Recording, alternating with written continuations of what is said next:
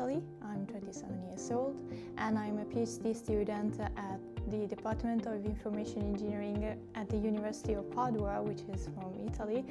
And I'm currently doing a research visit here at my university in the Department of Computer Science for 6 months.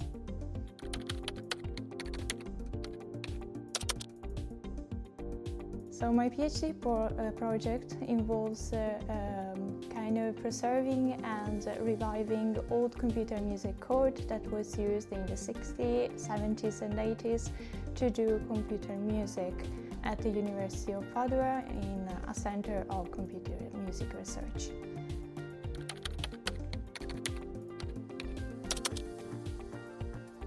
So I obtained my bachelor's and master's degree in computer engineering, and I kind of starting bringing this interest into intertwining music and the computer when I have done my first bachelor thesis with my professor, in which I kind of search for the music that involves emotions and how well they intertwine it themselves. And then I also have done a master thesis working with headphones and trying to define how different headphones sounds, and that was how I get into music and computer together.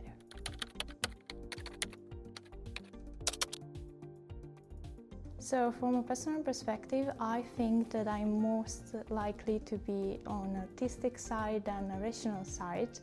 But with my research, I found something that is truly surprising, because I'm intertwining a form of art, which is music, with a form of rational kind of thinking, which is computer engineering. And in that kind of feeling, what I want to say to all the girls and the women that want to perceive science and all these things is that try and dig in, because really science could surprise you.